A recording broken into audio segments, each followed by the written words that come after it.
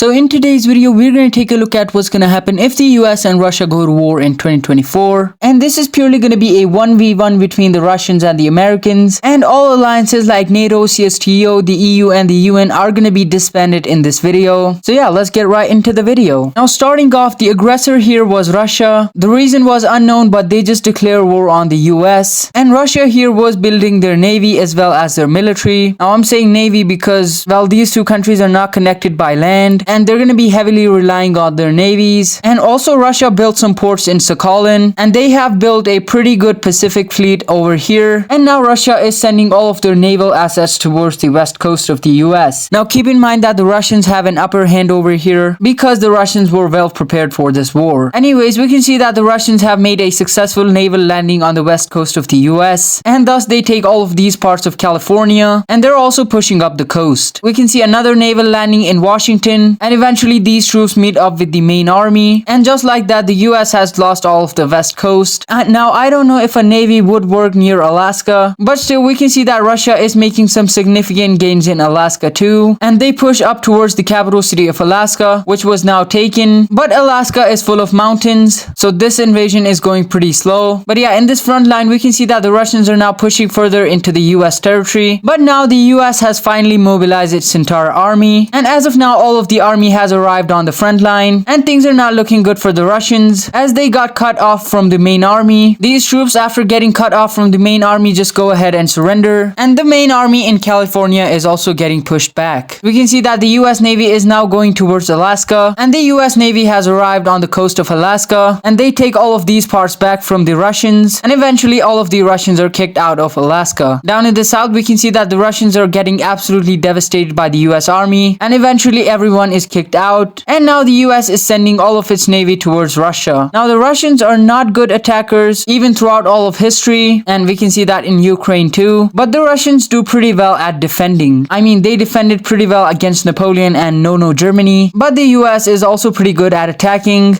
We saw that in Iraq and Afghanistan, but let's not talk about it. Anyways, we can see that the US Navy has arrived, and they take all of these islands easily, and we can see that the US Navy has arrived on the coast of Sakhalin, and eventually the island is taken. Over here in the border with Korea, we can see that the US Navy has arrived, and the Russian troops are getting devastated by the US Army, and eventually all of these parts of Russia are now taken by the US Army. We can see another naval landing made by the US Army, in which they take all of these parts from Russia, and this army is now following the coastline in hopes of connecting to the main army, which they do so successfully. And now we have this giant front line against the Russians. These troops push up from this region and cut off the eastern parts of Russia from mainland Russia. Because of this part just surrenders, and now the US troops are pushing in from all sides. The Russians are now sending everyone towards this front line, and the Russian troops arrived on the front line, and they kind of push back the Americans a little bit, but this event eventually backfires, as now the US Navy has arrived in Crimea, and they take Crimea with relative ease because, well, the Russians send everyone over here, and they even push into the southern parts of Russia. Eventually all of these parts are now taken, and the capital city Moscow was now looking vulnerable, so they changed the capital city to St. Petersburg, but that's not gonna stop the Americans from expanding. And keep in mind that these are the highly populated areas of Russia, and eventually the US was able to take all of these parts from Russia. Because of this, most of the army comes back to defend, well, the better parts of Russia, and this leads to the US pushing in from all sides once again, but this time making some significant gains against the Russians, and eventually most of Siberia is now taken. Over here in the western front line we can see that the Russians are finally pushing back the Americans, but another major US army arrives, and now we can see the stalemate between the Russians and the Americans. On the eastern front line we can see that the US troops are further pushing into the Russian regions, and almost all of Siberia is now taken, but changing the capital city also backfired for Russia, as another US army arrives, and after a decisive military campaign we can see that St. Petersburg is taken, and the US army is further pushing into the western parts of Russia. And seeing this, we can see that the Russian Federation finally goes ahead and surrenders. But yeah, now it's time to look at a peace negotiation. And now let's take a look at this peace negotiation. Starting off, we can see that the US completely annexed all of these regions of Russia, and the US also vassalized all of this part of Russia, which is now a separate country from the mainland Russia. Also, the US gave back Crimea to Ukraine, and the US also got themselves all of this region from Russia. And and they did not vassalize the mainland Russia, but now there is a more pro-Western government installed in Russia. And yeah, this is the results of a 1v1 between Russia and the US. So yeah, anyways, this is gonna be it for today's video. If you enjoyed this video, make sure to subscribe, leave a comment, and tell me what you guys want to see in the future. And thank you for watching.